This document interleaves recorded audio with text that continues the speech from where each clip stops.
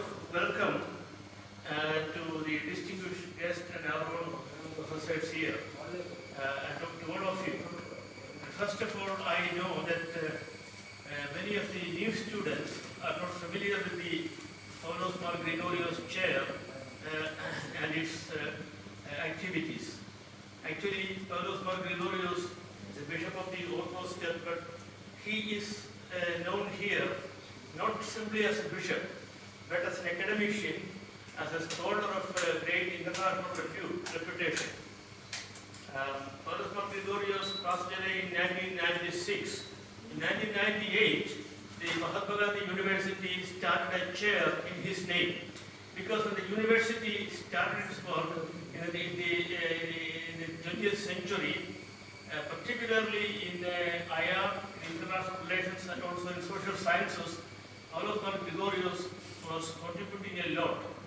We didn't have much facilities in the campus at that time, so some of these things were held at the facilities he created at the Sophia Center. So the older generation would remember him very well. And he was traveling a lot around the world and well known in many academic circles. Later, when he was in his old age, he was still venerated by many students, the academic community at the JNU, Jawaharlal University, and also Delhi University, because of his academic and intellectual brilliance. Now, this is one of the chairs, very active for some time, although there are more than 20 chairs at the Mahatma Gandhi University. This chair has the reputation of being active all the time. We have published several things. For example, this book, Paulos Gregorios, a Reader, was published by the Fortress Press in the USA, but that is also, we should give credit to the chair here because of the association of the chair with that publication. And second publication is right from the publication department of the university itself, Philosophy and the Quest for Meaning. And that book is going to the press this week. And we have a lot of other publications, like pamphlet, like New Civilization in the New Millennium, etc. He was very concerned about the future of humanity and civilization. So he was not simply a theologian, but a well-known philosopher. He was the president of the Indian Philosophical Congress for a time. And then he was a specialist in Neoplatonism. But he was very interdisciplinary in his approach. Whatever he speaks, he will all have reference to other disciplines. That is what made him a very favorite scholar in many academic circles. Well, I don't want to speak a lot about him. You will have occasion to know about Gregorios. But today, my special duty is to welcome the chief guest and our own professors here. This session is being moderated by Professor Dr. Naushad, who you know very well. He's the director of this school and also head of the department. And he has been very, very enthusiastic from the time I met him for the work of the chair. If somebody is there like that, it's a very great encouragement for the people who work for the chair. Thank you and most welcome, Dr. Naushad. And we have Hari Lakshmendra Kumar. He is appointed by the syndicate as the coordinator of the chair for its activities. We had a bit of a problem during the COVID times. Things were on track, but now we are coming back again to the normal activities, and Dr. Hari has been behind and a good supporter for me as the incumbent of the chair. Thank you very much, Hari. And then,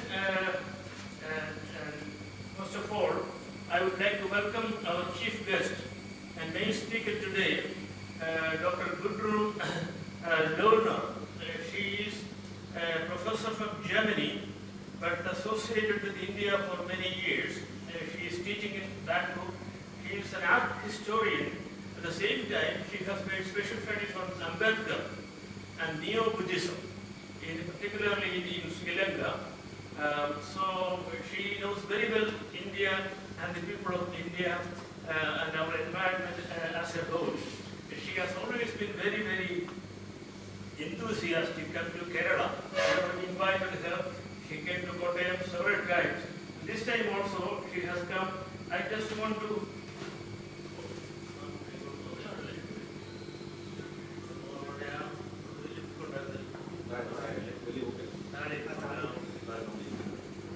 she has published substantial volumes on the history of art.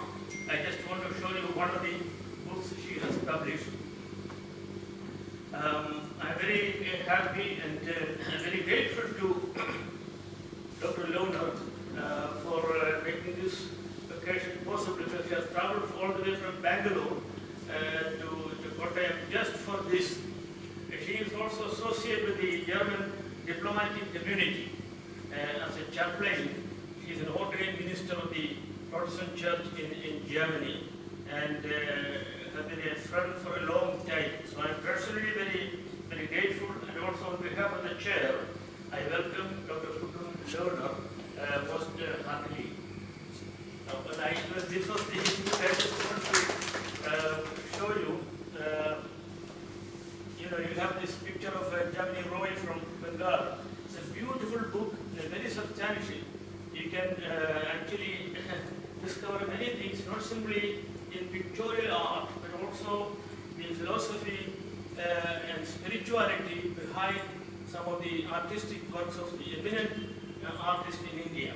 So I just want to, this cost a lot, so you cannot buy it, but I would just would like to show you this.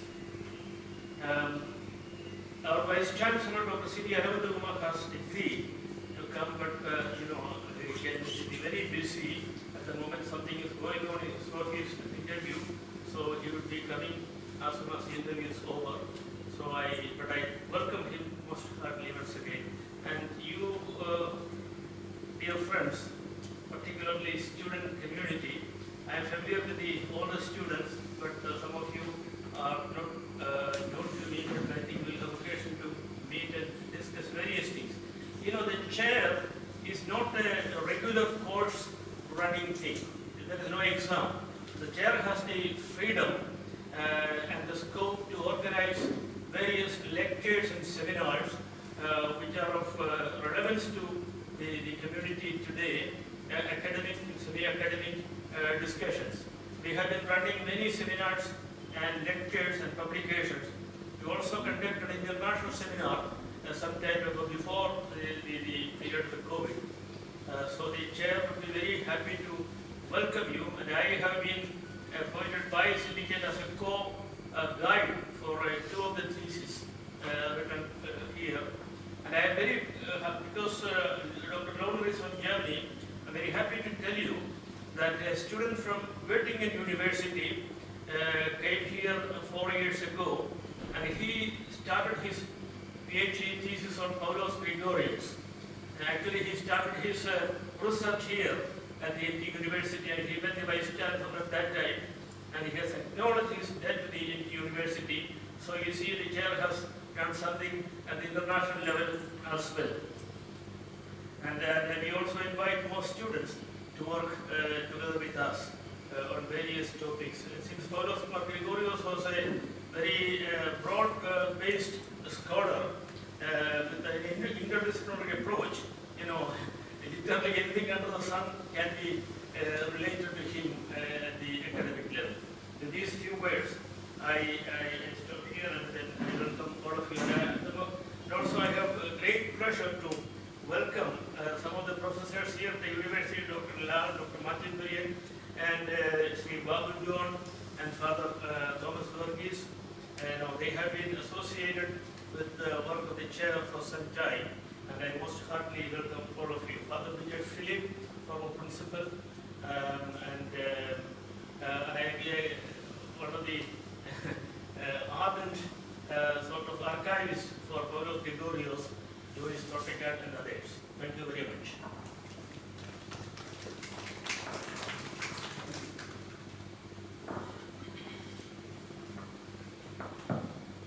Thank you, Dr. Joe. At the outset, let me congratulate Dr. Ken George for organizing such a talk on the relevant topic and this Paulos Gregorios chair is one among the active chairs in the department functioning in the university, which is functioning in our school. I am very happy to be part of this chair. And I joined in this department in 2018. From 2018 onwards, I have seen a large number of programs and publication. I think this chair is one among the most productive chairs of our university. Regarding today's topic, we have Professor Dr. Gudrun Loewner, and the topic is Art and Interfaith Dialogue at the Mughal Court. I think the topic is highly relevant in the present national as well as global context, because interfaith dialogue is always a matter of discussion in social sciences, especially in religious studies. Religious studies is one of our trust area also. You know that very recently from the textbooks of NCERT, the Mughal history is deleted. It is a matter for discussion every day. And when we go through the objective history of Mughal period as a student of history, I remember those contributions of great Mughal kings such as Akbar, Shah Jahan. And Akbar's court, during our school days, we learned that Akbar was a representative of the interfaith dialogue and secular beliefs. And in Akbar's Fatehpur Secular Court, he actually established Ibadat Khana. The name of the place was Ibadat Khana, where all the religious dialogues were happened. And some historian says that he formulated a new religion, namely the Ilaki, which is the integration of Islam, Christianity, Judaism, and Hinduism. And even their Rajput policy of Mughals also very famous. Raja Todarmal or Raja Mansingh, large number of Rajput officers were in the highest post of Mughal kingdom. So Mughal period is of course one among the golden periods in the history of India with regard to secularism and interfaith dialogue. So that's the key aspect of today's presentation. I don't want to elaborate. Everyone are waiting for the presentation of Professor. I happily welcome ma'am for your presentation. Thank you. Would you like to state and Yeah, I will come down? yes. Come down, okay. I will go down.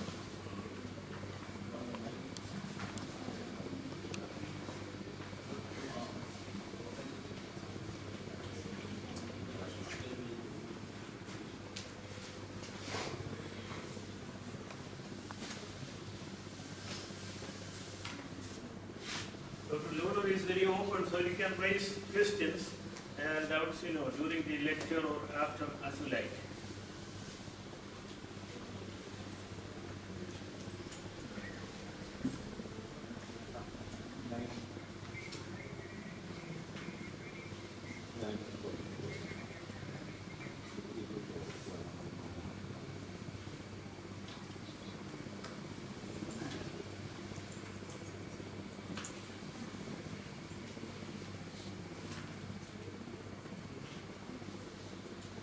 Anybody little bit expert to how to make that bigger?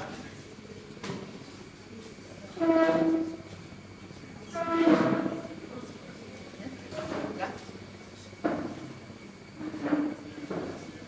Thank you very much for this invitation. Thank you so much. Thank you very much for this invitation, and especially thank you very much, Professor Dr. K.M. George, for having invited me. The topic is Art and Interfaith Dialogue at the Mughal Court. I think I can lift that. That's more easy. And I have everything. You need a cordless mic? No, that is enough. One mic is enough. Oh, okay. Can you understand me? I think you can even understand me without mic.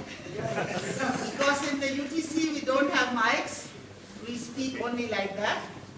I'm just looking how to put now the next one. when we talk about interreligious dialogue in art, I want to start with the most oldest piece of religious Christian art in India, which is the St. Thomas cross or Persian cross. This has nothing to do with Islam, but it shows how Christianity has borrowed from the existing Indian religions. And you here in Kottayam are very fortunate. You have two crosses similar to these ones in your Orthodox churches, and that legacy of the Thomas cross is here as well. And here you have borrowed from Hinduism with the cross standing on some vegetation, most probably a lotus flower. You have the Torah, and you have these mystical beasts right and left. And why I brought that? Because I wanted to show how Christianity, this minimum 7th century, might be older, we don't know, but after 7th century, this Persian language has become extinct. Because the stone is so old, you cannot judge the age of the stone. So the Persian language is changed after the 7th century, and therefore it is 7th century or older. And here you can see the integration of the Christianity into Hinduism. And the same idea you can see along the Silk Road on the stones of the Nestorian church there, which also shows the crosses standing on the lotus flower. So this is not an inculturation of the 20th century, as many people think, but it is very, very old. And another thing is, if you go to Goa, when the Catholic people came to Goa and started to convert the Hindu people there, they were throwing out all their gods and goddesses. But they kept their house altars, and they replaced them by statues of Mary, Jesus, and the saints. And this one is a very specific ivory carving, which was newly developed. It was not existing anywhere in Europe. It's an Indian ivory carving. And if you look at the face of Jesus, the Good Shepherd, he looks either a little bit like Krishna. Instead of cows, he's looking after sheep now. Or he is looking a bit like the Buddha in his meditating, pensive mood. And normally you have this Good Shepherd rocket on the rock, on wood like here, but you never have Krishna down. But Francis Xavier sent this piece to Spain, and there it was kept in the museum as it was. Otherwise, definitely, this Krishna would have been removed as a heresy. So there you can see this crossing over is something very much ingrained in Indian culture. So Christianity, right from the beginning, also crossed over to the other ways of presenting the Christian faith and borrowing from the other. So from a Hindu house altar, the Christian one was developed.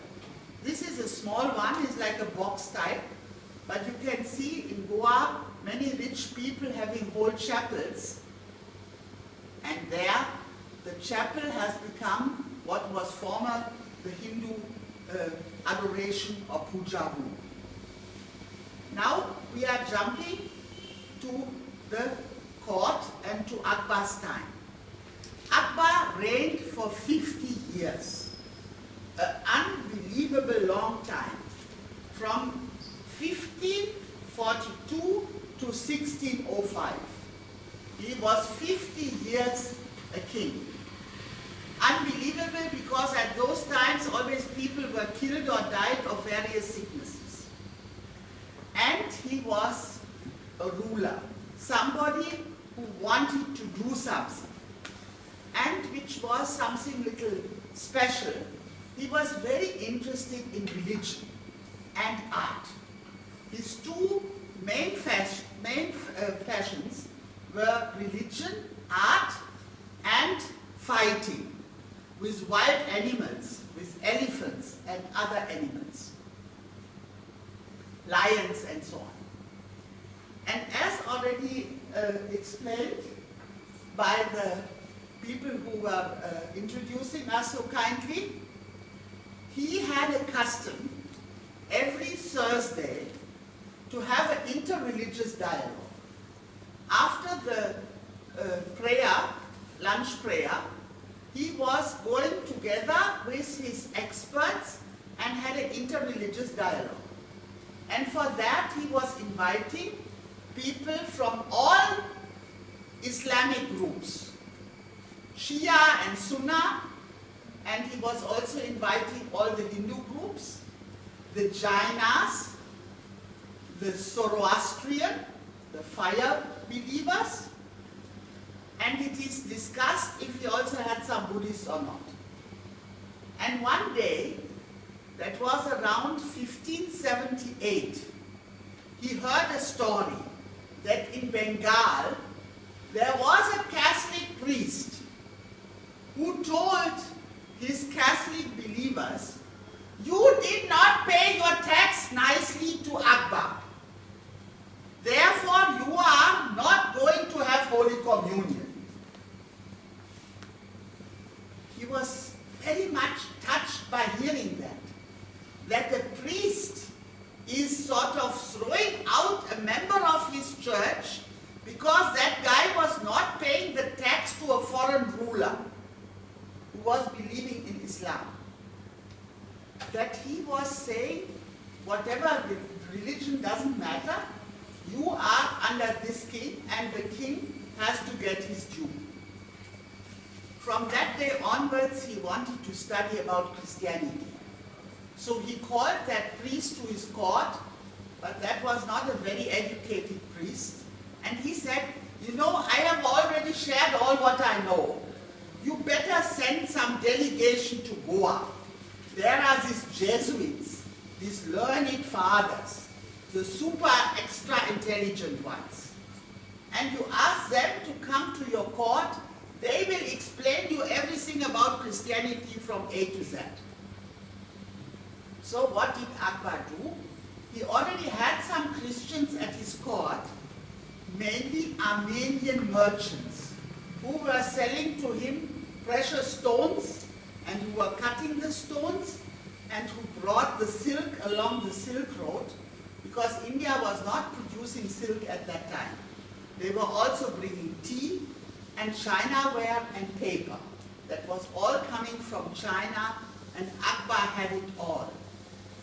And mainly the Armenian merchants were providing these things, and Italian people were cutting them, and they were also doing this inlaid work for what later the Taj Mahal became so famous.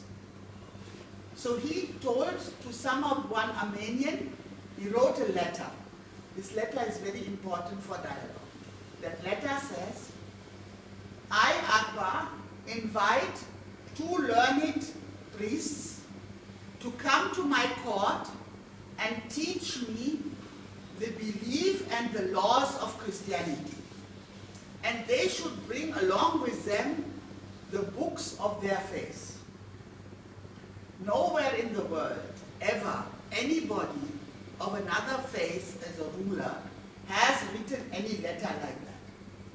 And that letter was accompanied by gifts and by some important people of his court, and they were sent to Goa. And when they came to Goa and gave the invitation, the Goa Portuguese people were scared. They thought he wants to take some people as hostage or something. So they said, "Don't go, don't go." But the Jesuits did not fear anything. "We are going." So these 2 Jesuits, we do not know who is who of them. One is Father Montserrat. one is Father Henricus. But who is who, we don't know.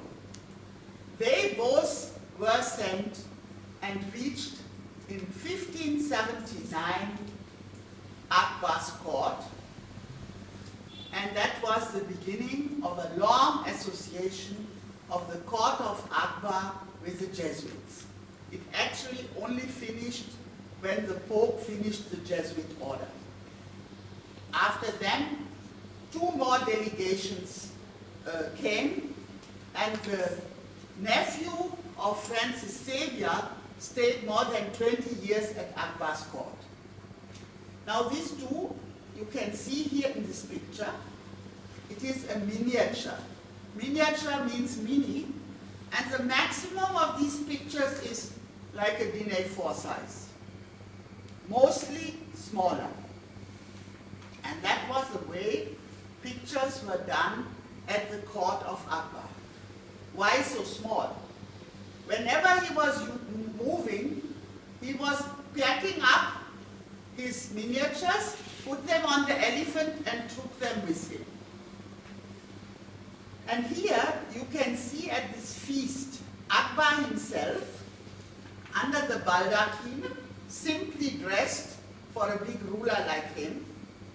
And you see all these other people from the religions with their scriptures. Because at this intellectual feast, he would say, what do you think about life after death? So then everybody would look in the scriptures and they were fighting and all sorts of things. It was a very, very interesting, intellectual and very open debate. Why we know that? Because Henricus wrote everything in his diary. And Jesuits are sending diaries, they copy 5 times, so at least 1 copy will survive, and that has also done, and we have that diary till today. So every Thursday these discussions happen. And when Akbar received these 2 Jesuits, he was very, very much happy about their gift. What did they bring? They brought a Bible. A printed Bible with 150 black and white prints. This is one of the prints which was in that Bible. He did not think this is a print because he didn't know what is a print. He had never seen a print before in his life. He thought that this is done with a very fine 1 or 2 hair brush. So he was admiring these prints, but he said to his court painters, this is the Christmas story, he said, it's little dull, this black and white. We can do better. We have such beautiful colors.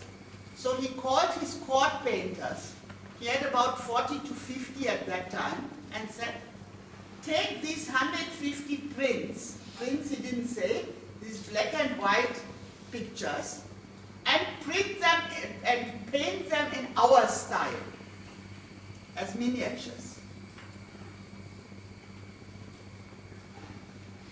And this is what was done from that engraving which I just showed you. They did not make a perfect copy, but they chose something and made that bigger. And other things like the city, they took out, they did not do. And also the faces of the people also look different, and they added the typical framing for putting that later in a muraka, in a book, in a folio of books. Another print which came with the Jesuits to the court is this famous print of Albrecht Dürer. As I told you, they thought these are paintings, and the Jesuits also cunningly did not share the meaning, what is a print and what is a painting. They left the people under the impression these are paintings. And this is what after that was done after the death of Akbar, because his son, Jahangir, continued the fashion of his father and also went for paintings of Christian topics. Now, why for Christian topics? Because in Islam, two persons are very relevant, which we also have in Christianity. That is Jesus and Mary. Mary has her own surah in Islam. She is the only lady in Islam mentioned by name. And Jesus is always mentioned as the son of Mary. So you can see here in this painting, a lot of things has been learned already by the artists. How the flow of the dress is, the artists did not know at the court of Akbar. That they only took from the pictures which they got from Europe. And he was also very fond of colorful oil paintings. So this painting is today in the St. Thomas Mount in Chennai, and most probably it is something from that time. Most probably a copy from a Western painting which was brought to the court of Akbar. Akbar was very, very crazy about collecting pictures of Madonnas, because that was Mary, who played also an active role in his own face, and Jesus. And today one has found out that the Salus Populi Romani Madonna, which is still today in the Basilica Santa Maria Maggiore in Rome, was sort of like a sample picture for the Jesuits. They got copies made of that by painters and took them to Japan, to China, and to India as well. And they also brought one copy, this is the original, to Akbar's court. And many other copies were also taken later. Many of the old ones have been destroyed, but I would say that till today, around 1,000 miniatures can be found in the museums of the world with Christian topics representing all work of the Mughal court period and later. Even the later ones will be copies of something which existed at the court earlier. And Akbar was an analphabet. He was not able to read and write because most probably he had some sickness in that. So every day 2 people had to read to him for 2 hours. And therefore he was so fascinated with the pictures. And he was making like a quiz. Whenever they were showing him some biblical stories, the Jesuits, he was trying to what he already heard, to connect to that picture. Is it that story? And so on. The Jesuits had come to convert him to Christianity. As you all know, he never converted to Christianity, but he took a big, big interest in Christianity. He even was wearing a Mary on his neck, and his son was wearing a Jesus on the cross on his neck engraved in a stone. And he got his palaces full of paintings. He would select some of these miniatures and say, I want to have this here in big, this in small, and so on. Aurangzeb was totally anti-pictures. And as you all know, Islam generally has some anti-picture tendency of human beings and of animals. Therefore, Aurangzeb, whatever was still alive at that time, he whitewashed it. Therefore, only the miniatures in collections abroad and a few also in India have survived. And therefore, I said some of the originals have gone, but some copies have been done. And many of these pictures you can still see the European beginning and the interest. And as I already told you, the Francis Xavier's nephew came to the court, and Akbar urged him to learn Persian language. Why Persian language? We are not in Persia. At that time, at the court, people were speaking the Persian language. That was like Hindustani was for the ordinary people and for the well-to-do and the educated. Like in the Europe, everybody was speaking French in the 18th century. At that, everybody was speaking in Persian. So Francis Xavier's nephew learned the Persian language and wrote a book about Jesus. And that book he got also illustrated with 25 stories about Jesus in miniatures. Here you can see one of the very beautiful miniatures, how Mary is sort of worshipping her own baby Jesus. He is in a golden halo, and she also has that golden halo. And the beauty can be also seen in these animals. It's very, very intricate. And you can see, like, you have the background. Earlier, people at the court could only paint without any background, like the Patua paintings in Bengal. Now that has totally changed through that dialogue with these European people, and not only the Jesuits, also the British ambassador came and brought pictures from Britain, because the Akbar was crazy for pictures, for art and pictures and for religion. In this, one of the very few pictures which are still today in India, but as you see it is a later one, you can have different opinions. Baby Jesus is born. Are the people looking in the scriptures, like Isaiah? Is that the son which will be born? Or are they casting the horoscope for baby Jesus in an Indian way? And you can see people dressed in various ways. Like here you can see some priest.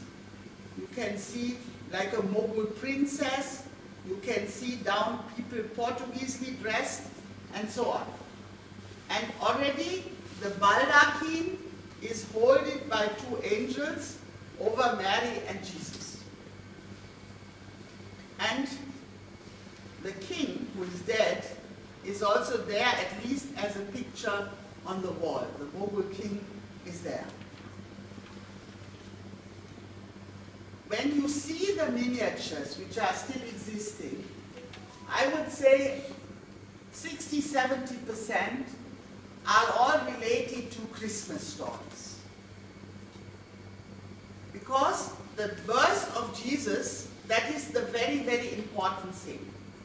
In the Quran, we also have the birth of Jesus, but it is different from the birth of Jesus in the Christianity. Here you can see Joseph, and this picture is sort of still not Western style, but it is definitely Indian style with the Mary as a Mughal princess, inculturation pure, sitting on a carpet, but the perspective is not there, that is still missing. And you have the beautiful tree with the mangoes and the birds in the back. Madonna and Child. You can see also the Western model, there is no doubt about that. This picture is very tiny, not even this much. Akbar had a big dialogue with his Jesuits. He wanted to also learn from them everything about their country, not only about religion, mainly about art and religion. He did not tell them that he was going to write his own religion. That he did not share, that only came out later. But he had that much trust with them that he shared the food with them. Something very, very rare, because the Mughal people always had fear, the rulers, that they would be poisoned. Here you see the Virgin Mary, and you have down the peacock, like a Muslim monument, left side down, and you have the blue, and it's like a praying Mary. But in contrast, I'm not going to show all the pictures now. Here you see how Jahangir, his son, is holding a portrait of Virgin Mary in his hands. And he not only holds the portrait, he even put a seal on his letters with Mary and Jesus. So how much they were influenced by Christianity and by their own religion at the same time. And this is an example what I want to share with you in detail. What you see is those of you who are Christians and know the Bible, they will see that lion and the cow. In the Bible, it is the lion and the sheep. Inculturation. It's an Indian cow with a horn.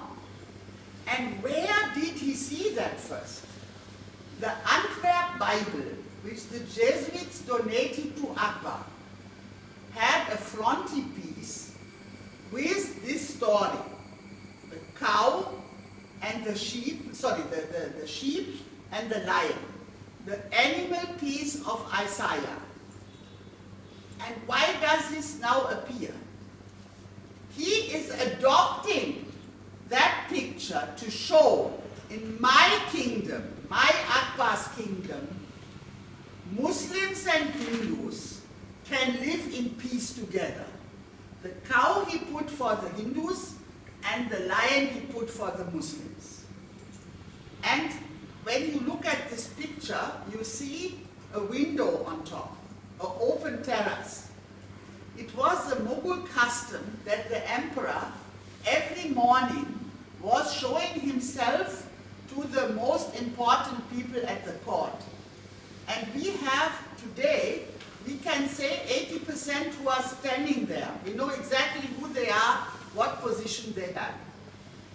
And where he was showing himself every day, he was, that is Jahangir, and he's showing to his son that he wants to make him to his successor in this picture. And every day, everybody was seeing this Christian symbol, and that Christian symbol was adopted for the Muslim ruler to show what a wow and just ruler he was. So you see how intelligent and how much crossing of boundaries was happening there. And you see here this Jesus and Mary, they are here, up here, that is too small, you can't see that. But they are all there, all the saints and all that. And Jahangir also gave order to the painters. The grave of Akbar is little bit outside from Agra. And that whole grave was painted from inside with Christian scenes, with Jesus and other people. Now here you can see how this work was happening. The artists were belonging to all faiths. Some were Muslims. He had brought from Persia, where he had been a refugee with his father as a child, and the other were Hindu artists. So he employed everybody who was talented, irrespective also of caste, of religion or anything. Important was for him the talent. And Jahangir was saying, I can see who has painted that. Without seeing the name or anything, or whoever shows, they had to show their work. And then he would put like a big gallery and told the artist to go out, and he would say, this has been done by this, that one has been done by this. So, and they took, this art was one of their big obsessions. They were taking hours for that every week. And the painting was done with stones. Lapis lazuli was grinded. Cows were fed with mango, and then their urine was cooked. That gave a beautiful yellow. Other stones were grinded to give different stones, and therefore the colors they used, still today, they are brilliant. They are not fading or anything like that.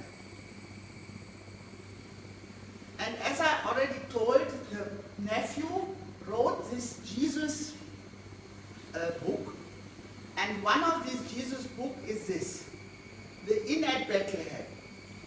And there are also some crossing over to the Muslim people. It's not exactly as it is in the Bible. You see here already, the baby is not yet born, Mary is still cleaning the inn, and already the people are coming to worship Jesus. They are already coming with the camel and with all the dresses. Christ is also presented as a Mughal king. He's not the poor guy. He is having the world in his hand. And he's sitting on the throne like the Mughal king. That throne is portable. You can put it on the elephant. You can bring it from Agra to Jaipur or anywhere else. And you see here also, this is a page. You see that how it is put together. And here you can see the king also playing the harp, same style. And always they put these muraka borders. In Islam, the cross is a very delicate topic. They do not believe that Jesus himself was crucified, but somebody who looked similar to him. Still, we find miniatures also with the Jesus on the cross, or somebody else, that is a question, and by bringing down the dead Jesus. This is one of the most beautiful pictures of the deposition from the cross, and what is the beauty is that you can only see when you look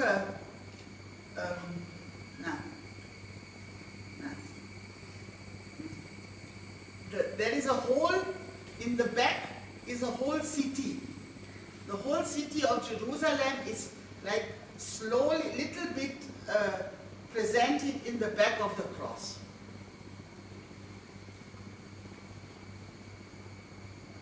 And what did the people see? They saw the Jesuits. So when they had to show Jesus ascending to heaven, they dressed Jesus as a Jesuit priest. So here you have people looking all on Jesus ascending to heaven, looking like a priest, dressed as a priest, and most probably as a Jesuit priest. And here you see down other Jesuits, and a brown person, a white one, a black one. People of all faiths are going down to see how Jesus is going to heaven. St. Matthew and the angel. Here we even know the artist's name. Although this is a very early miniature, as you can see, the Jesuits came only 1579 to the court. But that was such an important court painter that he would sign with a name. Traditionally, miniature paintings have no names. They are anonymous. And here already he is mentioning the perspective, the falling of the dress, like in the Western architecture. You can look into the room. This is a lasting effect in Indian art which was done through the dialogue with the Jesuits. And in here you can also see a naked person. That was also not done before. Adam, like a muscle person, is shown here. That is from the Jahangir time. So every topic you can see, and later, this is now a jump. Frank Wesley is 20th century, but he has also taken up this topic of miniatures and made it in a new version for the 20th century. So Jahangir and Akbar have been very, very much engaged in this dialogue through art. They have also changed some of their opinions. They have become into contact with the West. They were, you can say, collectors. They also bought everything from Goa which they haven't seen, from animal to pianos to anything they have not seen before. They were curious and they wanted to meet the other. They wanted to meet it, and they wanted also to take whatever was interesting for that and grab it for their own. And that is what I tried to show you in this picture, where the cow and the lion are shown to show the peaceful reign of Akbar and Jahangir. There are so many other pictures which also are trying to bring that out. One can really say that over the years, a big dialogue has happened. And the two Jesuits who came in 1579 left him within about 2 years, because they gave up hope that he would convert. But he was writing letter, send new Jesuits. I like the intellectual talk with the Jesuits. Finally, some new ones were dispatched. And again, some were dispatched. So you can say that till the death of Akbar, and continuing in Jahangir's time and afterwards as well, Jesuits were present at Akbar's court, and they were also paid. That was another thing. He wanted to give them generously, and they said no. You just give us what is necessary.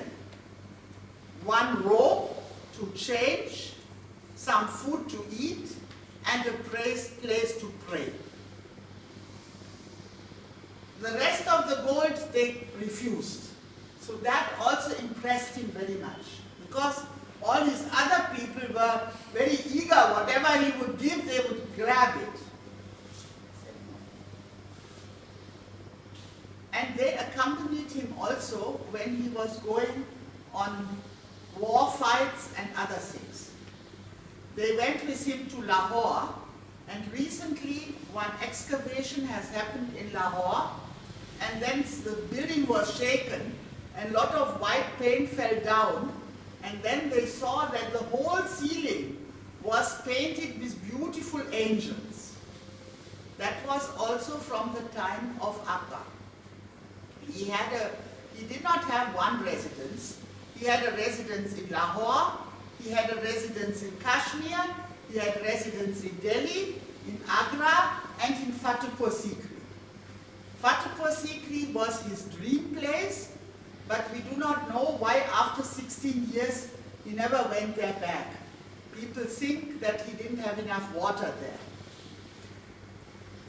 But one thing is very true, that Akbar in his whole life was interested in religion and wanted to look for ethical things.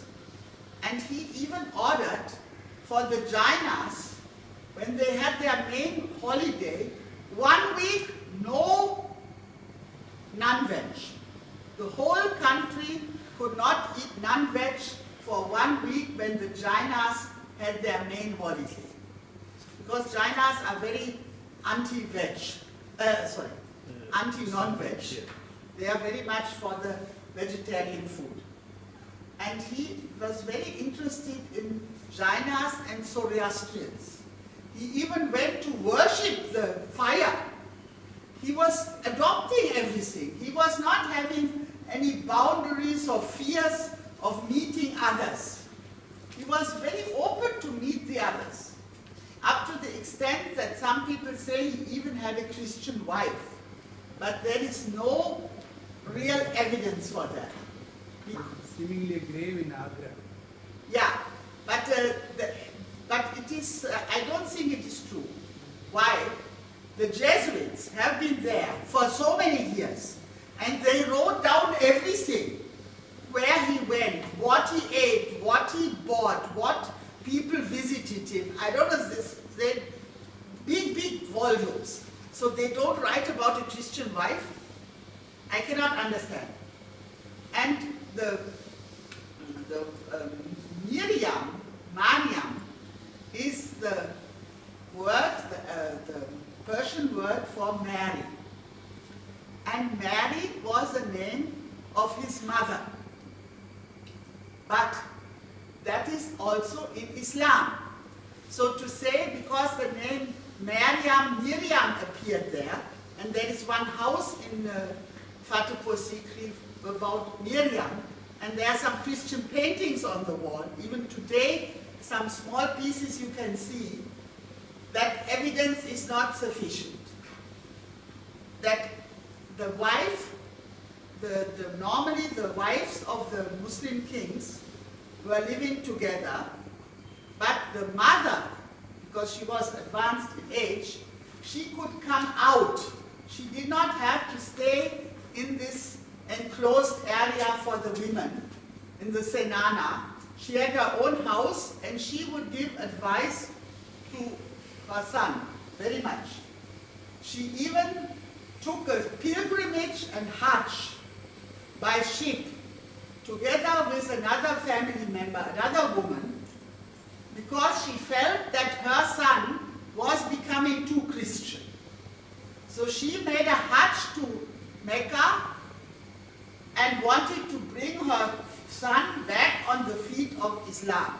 She felt he was too much interreligious. And as you all know, he started this new religion, which was a sort of mixture of all the religions.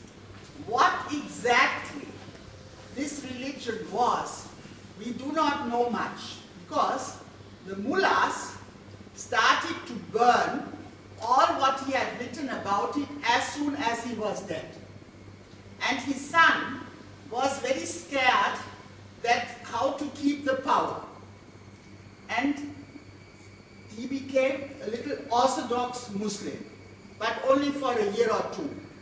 After he established himself, he also went and broke down the Jesuit church, but he told the Jesuits, keep quiet, I'll give money, we'll build a new one, but we don't make it look like a church that much from outside. Make it look like a house.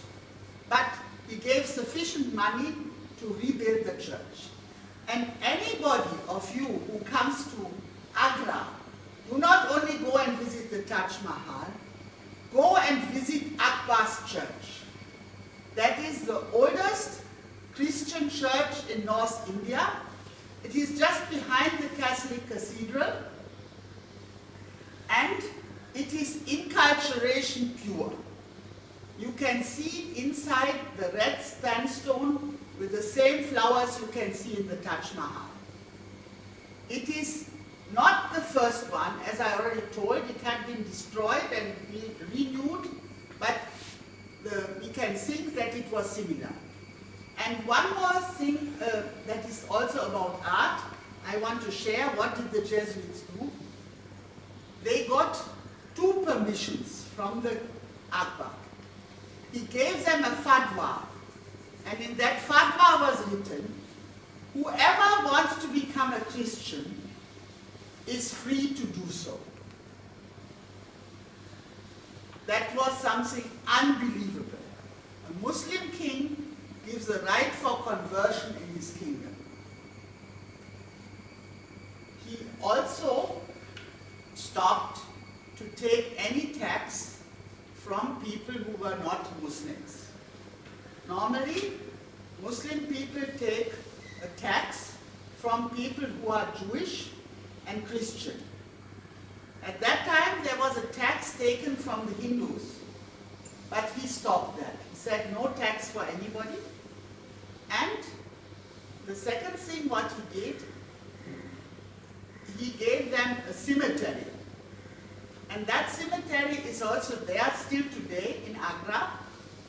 That is a cemetery where you can see the who is who of the colonial people, and including big monuments like small mini Taj Mahals, and all the Jesuit fathers have one chapel there. Some are buried inside and some only the names are mentioned because they are buried somewhere else. And whenever some Christian died, the Catholic Jesuits made that like a big thing, big procession, evoking the resurrection. And Christmas, they made a big service in the chapel and put out the picture of Mary and Jesus. And that they presented it like a miraculous thing. And people were believing that healing was coming from that picture. People were coming and standing in queues. Thousands of people came to see that picture. And they also converted some Christians, but limited. Might be 3,000, 4,000, 5,000, like that, not more than that. But the interest in Christianity they generated was very much, and what has lasted is particularly this art dialogue, and the dialogue also in that book, which is the life of Jesus, the Mirror al-Quds, that is available also today in English. There is a translation of the Persian text, the Mirror of the Holiness, and there you can have an incultured Bible presentation of Jesus to the Muslim people. And when you want to go to other parts of the one can see, I just want to close with a modern thing, with M.F. Hussein, F.N. Hussein, a Muslim artist. With what did he become most famous? With Mother Teresa. Mother Teresa, whom he said, she is my mother. His mother died when he was 3 years old. And he felt that this Mother Teresa, he was unworthy to depict with a face. So he took her sari as a symbol and depicted her with that. And he was not paid for that. He was not ordered. No Teresa order said, please do this painting or we'll give you money. No. It was out of his free will. Rather, he gave some of these paintings as a gift to Mother Teresa. And I have seen around 200 paintings from various stars on Mother Teresa, including a Pietà, where Mother Teresa and other nuns are carrying Jesus, and Jesus is sort of a symbol for the marginalized of this earth, where they are weeping for. And he also did a beautiful church in Mumbai as a Muslim artist. And Angelo Elamenon has also done this interreligious dialogue in this art piece where people are hopping from pilgrimage to pilgrimage place to look who is the most powerful God and bringing trinkets from one place to the other. Because everybody is looking for a powerful God. Thank you very much for your attention.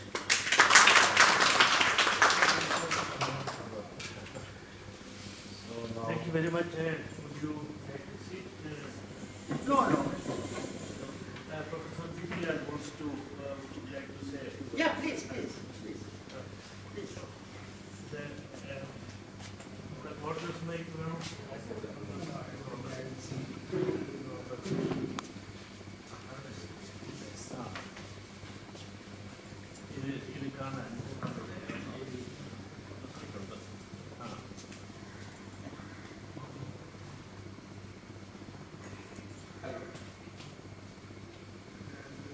I came here because of the title, and also because of the. I think you must be.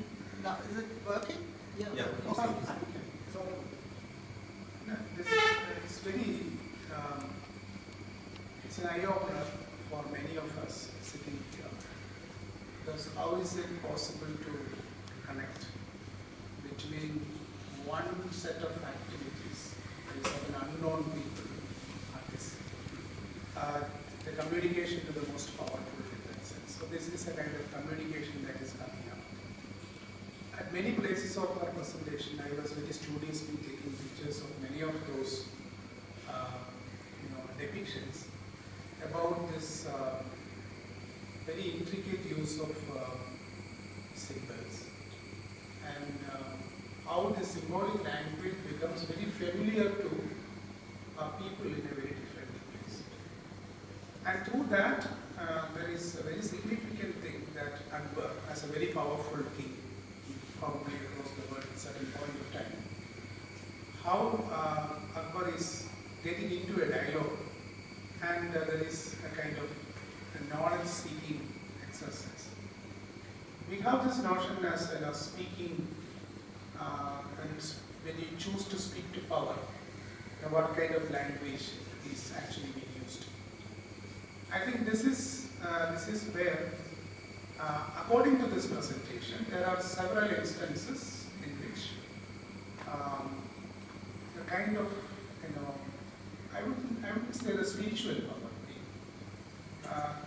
There is a kind of exchange between the temporal and the spiritual forms of power that comes to coexist in all these. And this pictorial narration would definitely suggest to a very new area of, not a very new area as it is, but for us in this university and for different people, it would be a very new area for us to enter into this pictorial language and the relevance and seeing something non-so-called written textual as the material for study. That's a very significant thing. I am reminded of several images that is in the European pictorial history of images, and out of which I think there is a very significant thing which, as a very casual reader of history of art, that I would say, there was this picture of maids of honor, a very famous picture by Velázquez.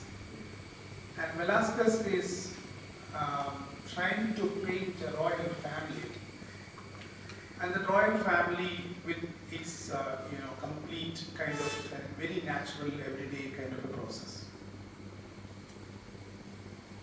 In the illustration of that picture, this painting is called Maids of Honor. I was reminded of that picture with Akbar at the top represented, and the entire bunch of scholars and other people worshipping or standing in reverence and a discussion. And this image, I was thinking about how the the powerful person is represented in what dimension and location in the picture itself. So that was something I think it's a very kind of referential meaning for me as a student.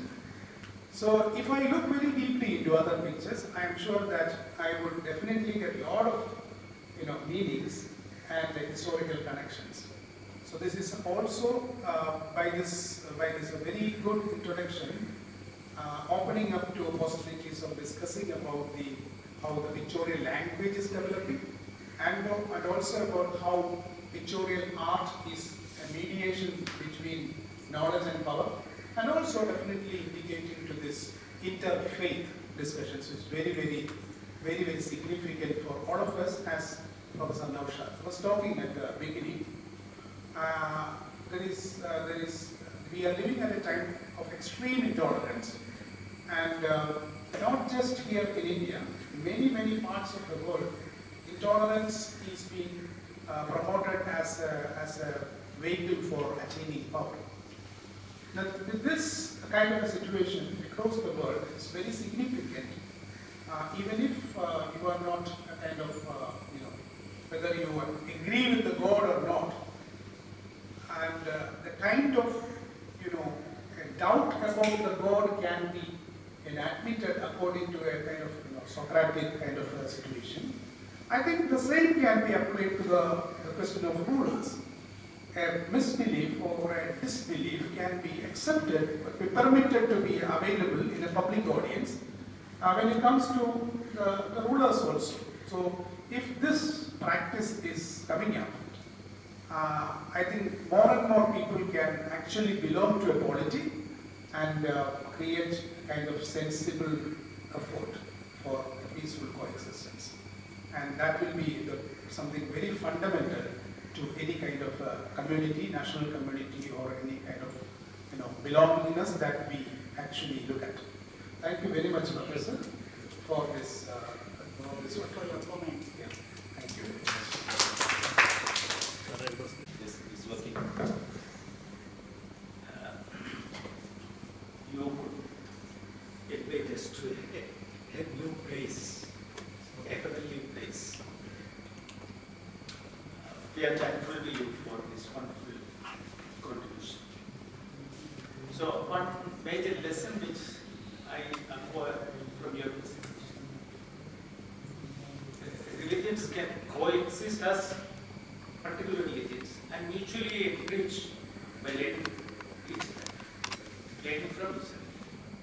That is the major lesson which I got. And I know one question as well as another point. The question is, we know that when we take the history of Catholic Christianity especially, the power of papacy. So when you brought Jesuits, how did the Pope and the institution of papacy, how did they didn't tolerate it? That's a question. Then the second one, maybe, as we, the Christians of Kerala, when we look back to our own history, we find pre-diameter history of Christianity in Kerala. We find more or less similar situation. Hindus, Muslims and Christians, they could live together harmoniously. But diameter was a big turning point, which distorted everything. So my query is again on papacy. The Jesuits are a comparatively new order at that time. They came only in existence about 15 years before the first Jesuit went to India. Before that, they were not existing. And the other orders and the Pope were all in a problem situation. Why? Because of the Protestant Reformation. The Protestant Reformation in Europe and the following war, which later came, but already all these struggles between the Catholic and the Protestant were warlike, and that made them to lose members to a big extent. So the Catholics were looking forward to the new colonies to get new members. Those losses which they had in Europe, they wanted to make up with the new people in Africa and Asia. And the Pope saw that most of the other orders were not sending their good people for the mission abroad. They were having lots of priests who had an affair with a woman, or who had taken some money from the cash box of the church, or some negative aspect. So what the church wanted to get rid, okay, you become a missionary abroad. Bye-bye, sent on the ship, like a punishment. So those people who were sent as a punishment, you cannot expect that they are bringing big successes in the mission. And therefore, when the Pope was met by 5 young intellectuals from rich families who said, we want to start a new order, we want to start the Society of Jesus, and we want to start against the corruption in the church, and we really want to give our life, we want to become martyrs for Christ, he was impressed. And he felt that he needs some reformation, and he gave them the power and the support. And also, when they started to do some things which might be not so canonically okay, he said okay. Although there was already opposition coming from the other orders. And the opposition which came from the other orders was, there was a ritual struggle later, not in that time with these pictures, but about what should a priest wear, what should accept it from the Hinduism, what not accept it, lots of trouble. There was Robert de Nobili, who became like a sannyasi, who was only eating vegetarian food, walking barefoot, and refused to eat with the other Jesuits, because he said, now I'm a sannyasi. So there was even in other Jesuits, fight was happening. And finally, after about 150 years, the Catholic Pope had only 2 options. Either to close down the Jesuits or to lose all the other orders. So he decided to close down the Jesuits. But after another, I don't know exactly, 50, 60 years, next popes were coming, they could not do without Jesuits, and new Jesuit order was established. The Jesuits have the sign SG. And in German that means intellectual people. Schlaue Jungs. And that is what they are. And they are always going a step ahead of the rest of the Catholic Church. And that is not welcomed by everybody, definitely not. And they have a lot of opposition. I could give names of people who have Jesuits and had so many trouble with the Pope till today. And it's still happening till today. But they are the ones who are daring things also. And they are also not people who have become monks for money or anything like that. They actually mostly have given up things because of that vocation. They could have done every other job in the society. Might be one interesting in that context. There the Jesuits also going ahead of other orders. Traditionally, when somebody is a nun or a monk and leaves the order, they are like looked at very negatively. That has left the order, left God, and so on. They don't say like that. They say, okay, he fell in love, he's getting married, he left us, but we have paid for his education. So at least let us give him a job in our university as a professor. Let us make use of his talent. And they are so much inclusive, I also didn't want to believe it. They have every year they have a meeting where all those who were given the priest ordination on the same year are coming together from a special area. And today they are also inviting for that meeting those who have left the order. and about 50% of Jesuits are leaving the order during their lifetime. So they say these talents we cannot lose. We have to include them. Yeah, maybe so far. I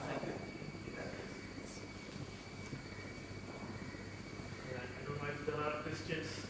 You want to? Yes. Okay. Yeah, yes. We will wind up very soon, but we will have to take more questions. We all know history is misused or misinterpreted a lot by religious fanatics to polarize community and to create conflicts and communal violence. So in such a context, this kind of interpretation of history and presentation is wonderful, very enlightening, and we are very much grateful to you, Professor, for this presentation. Simple questions. One, most of the miniatures shown are connected to Christianity only. Whether similar miniatures are available in connection with Hinduism and other religious traditions from the Akbar's court.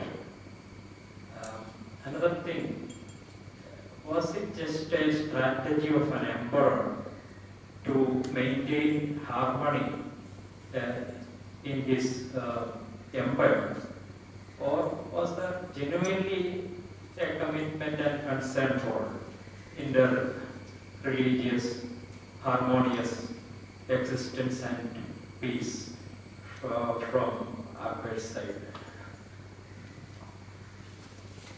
That question, especially your last question, is difficult to answer because we cannot look inside Akbar. That is, but I do think it was not only a strategy. He was really, because also this new religion which he founded, was that religion was some of his interest. That is definitely sure. But definitely, Jahangir is also, some people say that was only a strategy for him. It was a policy, it was a politic. He was not really interested in the Jesuits. Sometimes he was talking to the Jesuits every day. Sometimes he didn't invite them for 2 months. So, definitely Jahangir had a little less interest than Akbar. That is for sure. But when Jahangir was not yet in power, he also had very much interest. And his brother had even more interest, who was killed later. So definitely it was a policy, but how much, when he was dying, the Jesuits were not allowed to come near him. These mullahs made like a big circle and prevented any Jesuit. They were scared, very scared, the mullahs, that he might convert last minute before his death.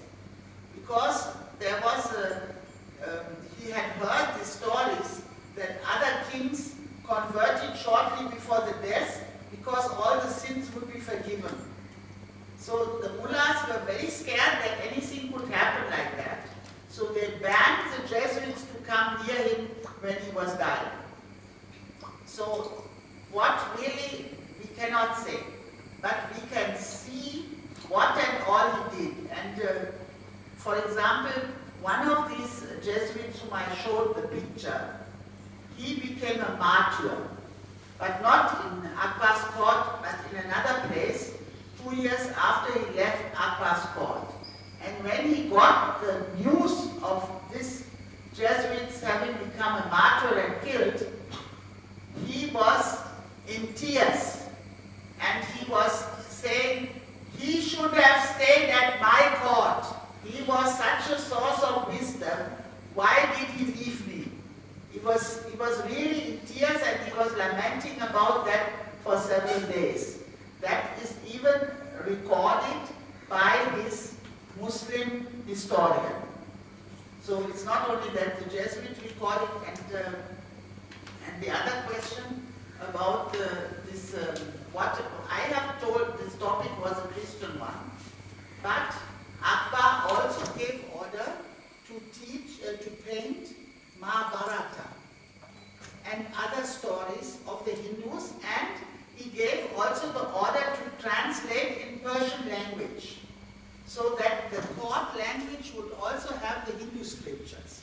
He was also interested in that, and he also made, there are also pictures available of that. There are also some whole books he got illustrated.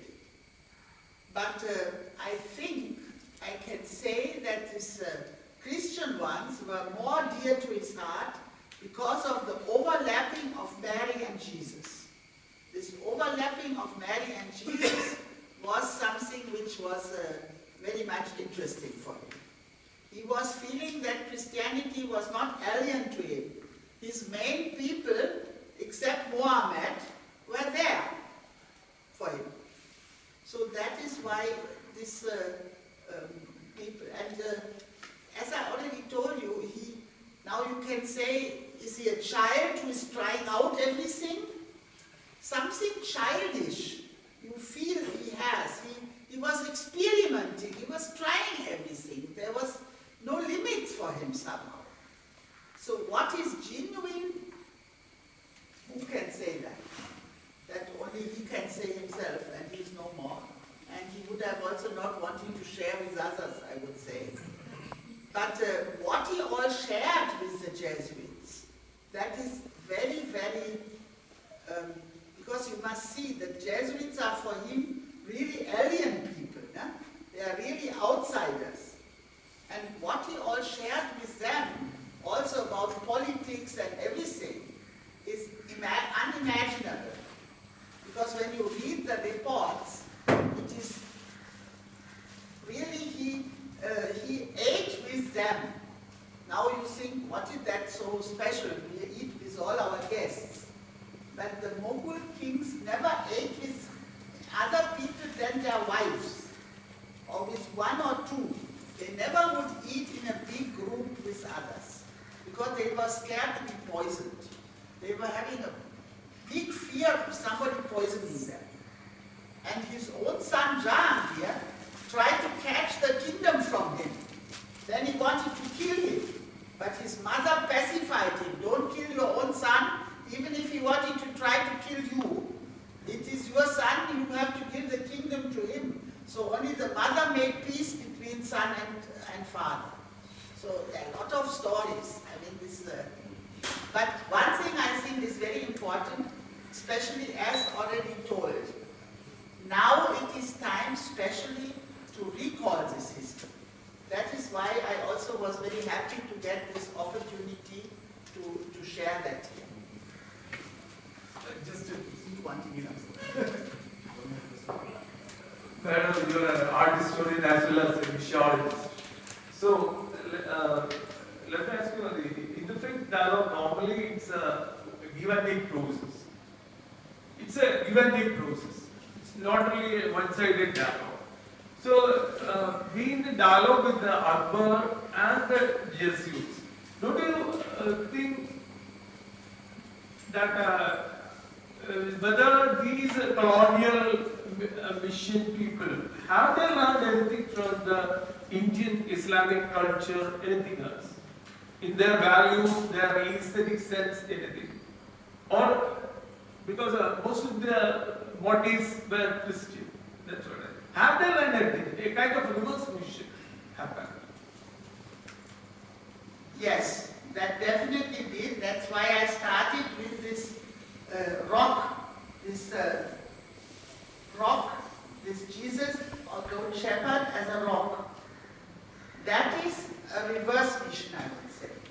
That is how they have interpreted the Jesus as a Good Shepherd from the Krishna and from the Buddha. And how they are presenting that. There is nowhere in Christianity in the West how they have put the fountain, the animals, and this type of imagery. You cannot find anywhere. Madam, that is a common archetypes in India. My question is, have they learned anything from the Indian Islamic culture. Islamic culture, that's what. Indian Islamic, I'm not an expert on that so much. I can't tell you. I also, what is particularly Indian Islamic? Definitely these pilgrimage places, that is already, both religions have that. The Catholic Church has this tendency to go on pilgrimages, to have saints worship and all that. And that is sort of common between the Catholic people and the Muslim people here as well. So that they also sort of veneration of saint tombs and all that. That is sort of both have it. You cannot say really who learned from whom or. That is very difficult. But when you what they adopted, you can see. You look at that book on the Mirror al-Quds, the Mirror of Holiness. If you read that, you will see how much they have adopted from Islam and think that it's still okay to teach that as a Christian religion. That you can see. But how much they have taken back to Germany or back to Italy or something, that is very difficult to say because these missionaries came here and died here. Hardly anybody went back. So you cannot talk about the influence back there. That is difficult to say. Can you name the painters who painted? Govardhan was one of the most famous painters in Mughal court. Most of them are anonymous. Anonymous. Yes. Only Govardhan this and one, what? Govardhan and Faisal are the main painters. Yes, but you can, very difficult now to say, very few paintings are with a name.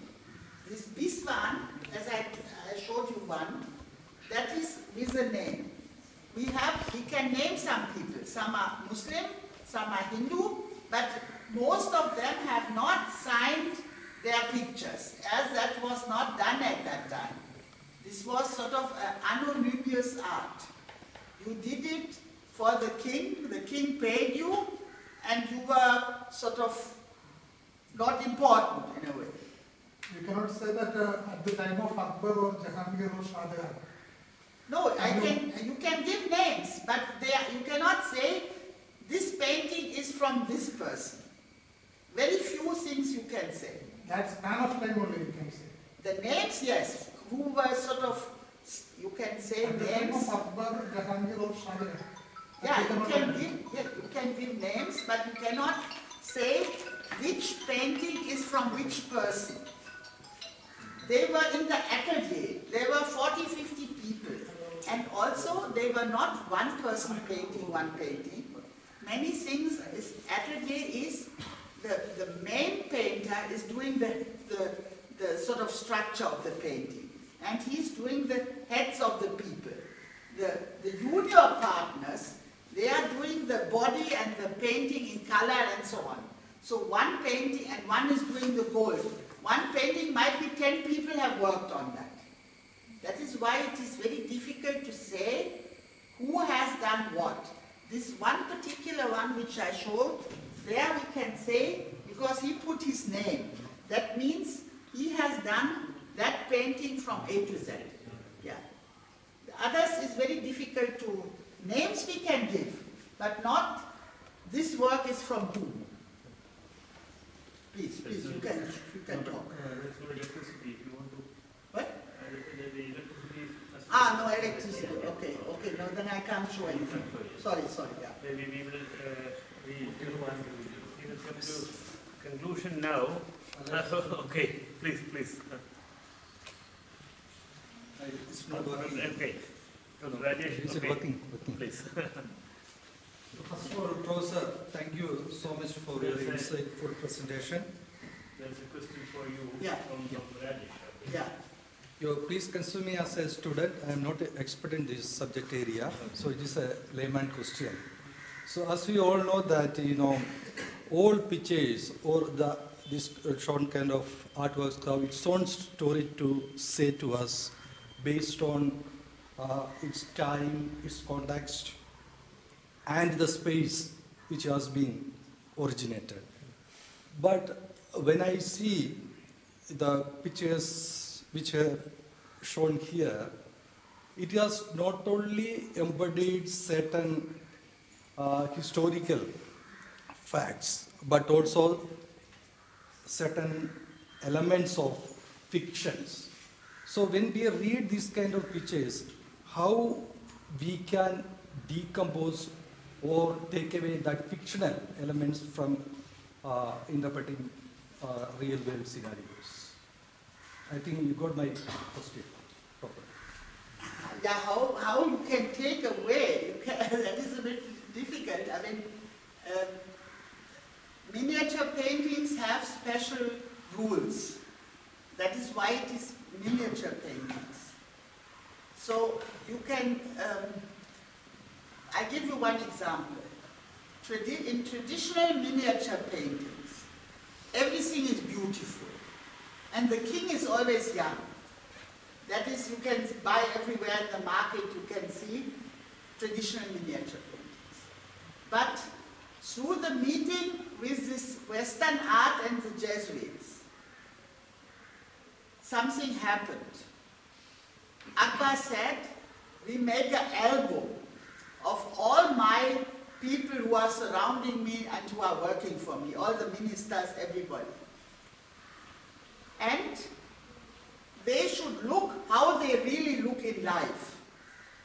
So that was changed then. This beauty was changed to natural. And that was how miniatures were changed. Now you can still buy beautiful miniatures in the market, but the miniatures at that time, their signature became that people looked how they really looked. And that picture which I showed you with that cow, today even we can say 80% of the people on that picture who they are. Because they are exactly looking like how they are. And he also, there was also a taboo in miniature painting. You should never show something ugly. Even in death, you should look beautiful. That is something typical for Indian art. Everything has to be beautiful. That was also broken. For example, there were also miniatures done by people who were dying or who were decaying. And that was attracting Akbar, his reality. That is what he attracted him from the Western things, and that is where miniature painting at that time, because painting was miniature painting at that time. There was nothing else really. And whatever the king does, I forgot to say that earlier, his followers also do. So if the king is starting to collect miniatures, the minor nobles also start to collect miniatures. And only when the interest at the Mughal court was waning for art, then the artists left the court and went to Lucknow and other smaller courts and continued the tradition there. And again, the sort of reality was making place for a beauty and young. Everybody has to be young and beautiful. Nobody wants to be old and ugly. But he was interested in that reality. That reality was what was catching. So, and he was very, very, he wrote letters to the Queen Elizabeth through the British ambassador, sent me paintings on canvas. He was really, he was like eating he was like eating pictures. He was sort of wanting to see it more and more, like you know, from where he got that, I don't know, I have no idea, but yeah, he was a collector, you can put it that way. Yes. I think we need to I think we already overruled the time. No, it's fine. I'm very happy that we had a very lively discussion. We need to come to a conclusion now. We are all very grateful to Dr. Loewner for this very enlightening presentation, because he was enlightening a whole period of Indian history, which is being in a way darkened by many forces. All of us admit that this is a time when we need a genuinely deeper understanding between religions and exchange between various cultures. This is a great need in our times, particularly in India, also at the global level. So I think art, I am convinced about it because I am a practicing artist myself in my own modest way. So I know how art can cut across various religions and sort of cultural hubris, and how art can create a new level of understanding at the global and at regional level. This is how I have also a little bit moved from my professional theology to the practice of art. So bringing to us the court of Akbar and Jahangir, and how the Western world encountered another entirely different culture in India, and how this encounter produced some very fruitful results. I think you have really brought to us a new light. So on behalf of all of you, on behalf of the Paulos Gregorios chair, Dr. Gudrun Loewner, we thank you very much for